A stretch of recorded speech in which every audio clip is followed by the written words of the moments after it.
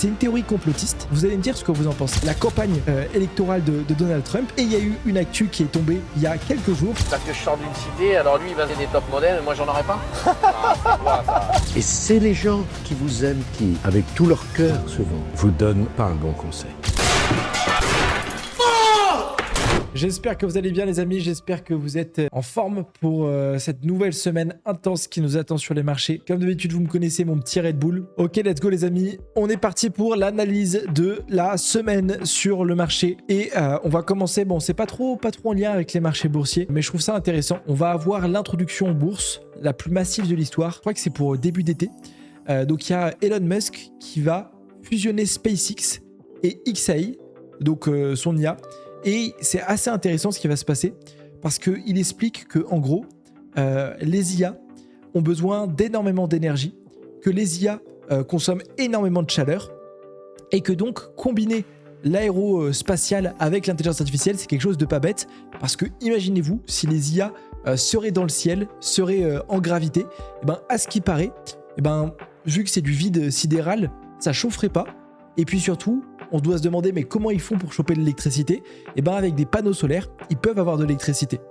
Et donc finalement au début moi j'ai pas compris pourquoi il avait fusionné ces boîtes, mais finalement c'est assez intelligent, si ce qu'il dit est vrai. Et on est sur une valorisation de 1,250 milliards de dollars, ce qui fait la plus grosse valorisation de l'histoire des marchés financiers. Ça devrait arriver fin de l'été et c'est un deal qui est complètement colossal, juste pour une petite entreprise, vous m'avez compris, c'est Elon Musk, l'homme le plus riche du monde. Deuxième news, la team, on a BlackRock et notamment l'ETF de BlackRock et on voit que BlackRock est en train d'acheter massivement du Bitcoin. Il y a eu, donc là le post date du 7 février, donc c'était hier, mais je pense que c'était plus vendredi. Donc il y a eu 231 millions de dollars de Bitcoin qui ont été achetés d'après ce screen et on peut voir que voilà, c'était la première journée positive depuis très longtemps. Est-ce que c'est signal de retournement? Je sais pas. Par contre ce qui est sûr c'est que BlackRock, vous le savez, c'est la smart money, eux qui font réellement bouger le marché et la plupart du temps quand les gros poissons achètent, c'est que c'est pas pour rien. Ça faisait quasiment 15 jours qu'on n'avait pas eu d'entrée acheteuse et là vous avez vu pour la première fois, donc 6 février, c'est ce que je vous ai dit, c'est bien la journée de vendredi, c'est pas pour rien et on a vu le Bitcoin justement réagir. Je pense que c'est notamment dû à l'entrée de liquidité. C'est assez intéressant en fait de voir l'entrée et les sorties sur le Bitcoin. Pourquoi? Parce qu'en fait on peut vraiment tracer qui rentre, qui achète. Et donc typiquement là on peut voir que les dernières journées étaient négatives et là le 6 février, journée haussière. Vous le savez, je suis pas complotiste, mais la semaine dernière je vous avais parlé de Kevin Warsh qui est le futur directeur de la Banque centrale des États-Unis. J'avais fait le lien entre Kevin Warsh, d'ailleurs je m'étais trompé, qui, comme on peut le voir sur sa biographie, attendez je vais traduire ça, qui s'est marié avec Jeanne Lauder, qui est la petite fille héritière de Estée Lauder. Donc Jeanne Lauder c'est sa fiançaille, qui est multimilliardaire, et c'est la petite fille, donc du fondateur de Estée Lauder, avec comme directeur et comme fondateur Ronald Lauder. Ronald Lauder, on a découvert que c'était une des personnes qui donnait le plus d'argent pour tout simplement la campagne électorale de Donald Trump. Et il y a eu une actu qui est tombée il y a quelques jours. Vous savez, il y a ce qui se passe actuellement avec Jeffrey Epstein. Et on a vu, du coup, justement, Ronald Lauder qui était cité plusieurs fois dans les fichiers de Jeffrey Epstein. Donc, vous imaginez bien que Kevin Warsh qui arrive à la Fed, déjà il a quelques trucs derrière lui. Tout est relié dans ce monde. Prochaine actu les amis, il y avait une rumeur et ça a été ce qui a expliqué en partie la baisse du Bitcoin. Je dis pas la totalité, comme quoi Epstein serait peut-être celui qui a inventé le Bitcoin. Donc il y a eu une rumeur qui a circulé sur Twitter, ça a fait des millions de vues. Là vous voyez 4,8 millions de vues, comme quoi celui qui fait le buzz en ce moment était aussi le fondateur du Bitcoin. C'est pas ce qui explique la totalité de la baisse sur le Bitcoin, mais ça a été une inquiétude et il y a des personnes qui ont vendu le marché à cause de ça. Et en fait, on s'est rendu compte que c'était une totale fake news, c'était juste quelqu'un qui avait faké ça, mais ce post avait fait des millions de vues sur les réseaux, comme quoi il faut pas écouter tout le temps ce qui est dit sur les réseaux, et il y a des personnes qui supposaient que cette personne était aussi le créateur ou avait aidé Satoshi à créer le Bitcoin. Pour le coup, si ça avait été le cas, je peux vous dire le Bitcoin, je pense, aurait fait une mèche à 10 000 $,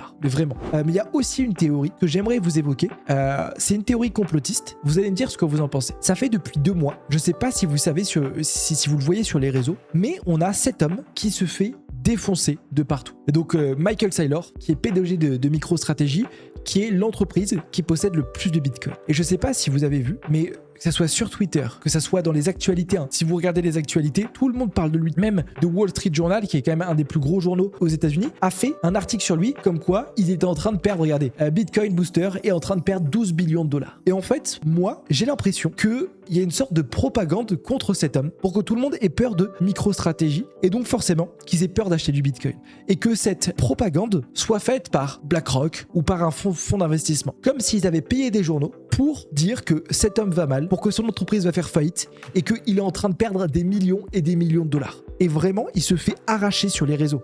C'est le mot. Il se fait défoncer sur les réseaux. Alors que y a le CEO qui a expliqué la semaine dernière que tant que le Bitcoin n'était pas à 8000 $, MicroStrategy ne craignait rien. Et même moi, il y a quelques semaines, j'étais en train de me dire, putain, mais c'est vrai que voilà, si Bitcoin chute, peut-être qu'ils vont pas pouvoir rembourser, ça peut faire une cascade de liquidation. Et j'ai l'impression que ça, c'est un coup monté pour vendre du Bitcoin. Et donc forcément, pour que BlackRock achète. On est parti la team pour les réactions. Let's go. Classe moyenne. Moi, je veux beaucoup mieux pour ma fille et je vais t'expliquer mon idée. Une école de commerce, c'est 12 000 € par année en moyenne, donc 35 à 40 000 € sur tout le cursus. Et pendant des années, t'as des amphis où on t'explique tout plein de théories sur le marketing, la communication. Mais concrètement, quand t'as fini ton école, t'as plein de connaissances, mais pas beaucoup de compétences pures. Alors ça rassure les parents, mais tu sors avec ton diplôme, tu trouves un CDI correct, t'achètes ta résidence principale avec le crédit sur 25 ans, et voilà, bienvenue dans la classe moyenne. Mais avec 40 000 €, je ne sais pas si les gens se rendent compte de tout ce qu'ils peuvent faire pour leur enfant, pour leur liberté, pour leur bonheur, pour leur richesse. Avec 40 000 €, tu peux financer au moins 10-15. Pour moi, la plupart des études, c'est de l'arnaque. Moi, j'ai pas fait d'études. Je gagne très bien ma vie. En fait, on vit dans un monde où il y a tout qui est disponible sur Internet. Si vous voulez vous former sur un métier, vous pouvez le faire sur Internet. Si vous voulez vous former au trading, vous pouvez le faire sur Internet. Et la plupart des écoles qui font payer, alors je parle pas de très gros métiers, la plupart des études, c'est de l'arnaque. Et le plus important, c'est tester, passer à l'action. Je suis sûr que celui qui fait j'ai n'importe quoi, des études là, de marketing ou n'importe quoi de trading, aura de moins bons résultats que celui qui travaille à la place depuis chez lui depuis 5 ans. Pourquoi ? Parce que en fait, on est passé dans une nouvelle ère où vous pouvez tout faire sur Internet. Vous n'avez pas besoin de faire des études et la plupart du temps, c'est contre-productif. Allez, nouvelle réaction. Okay. Lads, oh fuck. Was that my seed first? The fuck? Where the fuck is my foie at? All the fucking foie is out of my wallet right now, all the shoggoth.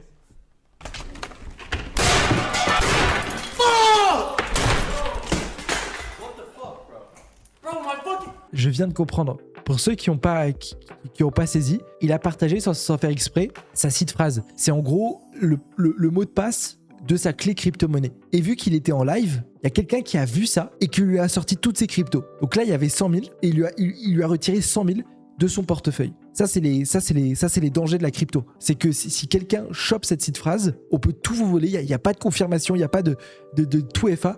Tout part direct. C'est pour ça que vous devez jamais garder vos informations sur votre ordinateur, sur les endroits comme ça. Tout le temps l'avoir. Moi, j'ai des coffres forts dans vos coffres forts ou des choses comme ça. Ok, vidéo de Diomi Denzel.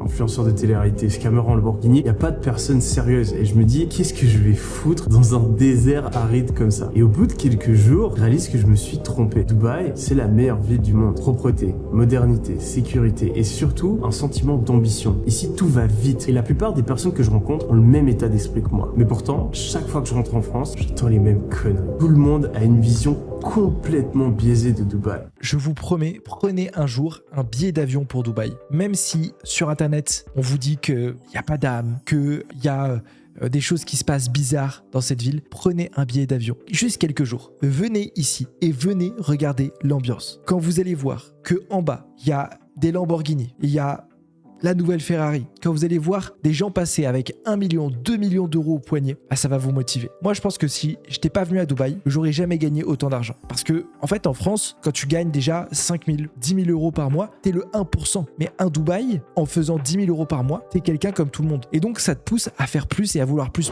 J'ai aucun talent. Le seul talent que j'ai, c'est de travailler et de comprendre certaines choses. À la base, comme je l'ai dit, j'étais un feignant avec des goûts de luxe, mais il a fallu que je travaille parce que sinon ça rapportait pas. Et je voyais les fils à papa passer avec des superbes autos, des Porsche, des Ferrari. À 16 ans, 17 ans, je faisais les marchés, je faisais machin, et j'ai dit mais c'est ça la vie? C'est ça la vie? Parce que je sors d'une cité, alors lui il va faire des top modèles, moi j'en aurais pas. Ah, c'est quoi ça? C'est quoi? Donc j'ai tout de suite compris qu'il fallait que je fasse de l'argent. J'ai dit bon, première chose, faut faire la différence. Et il faut pas flamber pour s'appauvrir. faut travailler, mais faut travailler intelligemment. Il y a 6 ans, moi, j'étais sur le chantier. Je travaillais comme un ouf. Je portais du BA13 toute la journée. Je faisais de la rénovation. J'étais épuisé. On travaillait comme des malades. On était épuisés et on était payés rien du tout. Alors oui, il faut travailler beaucoup, mais il faut travailler intelligemment. Il y a plein de gens qui travaillent beaucoup, les ouvriers, les agriculteurs, plein de métiers comme ça, mais qui gagnent pas d'argent. Il faut travailler intelligemment. Comment travailler intelligemment? Il faut travailler dans des domaines qui ont du potentiel. Bon, les pires, c'est les conseils de ceux qui vous aiment. Parce que ceux qui vous aiment veulent vous protéger. Et pour vous protéger, ils appuient toujours sur la pédale du frein. Moi, j'adorais ma mère, qui est plus là, qui était vraiment merveilleuse, qui travaillait beaucoup, qui était seule. Elle pensait toujours que ça allait trop vite. Quand je suis devenu maire, elle m'a dit « Bon, là, t'es tranquille. » Puis je suis devenu député. « Ah, t'es content, là. » Puis je suis devenu ministre. Je l'ai invité. C'est la première personne que j'ai invité à déjeuner. « Ah, Nicolas, là, tranquille. » Et quand je suis arrivé à l'Élysée, il m'a dit « Enfin, là. » J'ai dit « Maman, il y a l'Europe, il y a le monde. » Et c'est les gens qui vous aiment qui, avec tout leur cœur souvent, vous donnent pas un bon conseil. Vous avez la force en vous. Et si vous ne l'avez pas, personne ne l'aura pour vous. Quand tu commences le trading, tout le monde te dit qu'il faut pas le faire. Quand j'ai commencé le trading, il y a 5 ans, tout le monde me disait c'est trop risqué, tu vas tout perdre, c'est de l'arnaque. J'ai fait mes premiers résultats, j'ai fait mes premiers 10 000 euros, j'ai montré ces premiers résultats. C'est du casino. T'as gagné, c'était de la chance. Retire tout, tu vas tout perdre. Bon allez, c'est fini tes histoires, retourne ça. Les gens qui vous aiment vous donnent pas des bons conseils parce qu'ils veulent trop vous protéger. Mais en vous protégeant beaucoup trop, en fait, vous devenez comme tout le monde. Et moi, je leur en veux pas à ces gens qui m'ont dit ne le fais pas. Parce qu'ils ont bien fait finalement. Mais si je les avais écoutés, j'aurais jamais gagné autant d'argent. Mon université aux États-Unis, dans une business school, le meilleur professeur m'a dit « Pourquoi vous croyez que vous qu'on cherche à vous embaucher ?» Ben, c'est idiot ce gars-là. C'est parce qu'on est les meilleurs, quoi, ça va de soi. Il ne veut pas du tout. C'est parce que vous avez 27-28 ans que vous êtes toujours en train de faire des études qui prouvent que vous n'avez aucun caractère, parce que si vous aviez eu du caractère, vous auriez créé votre boîte quand vous aviez 21 ans et vous seriez en train de faire autre chose. Et il avait parfaitement raison.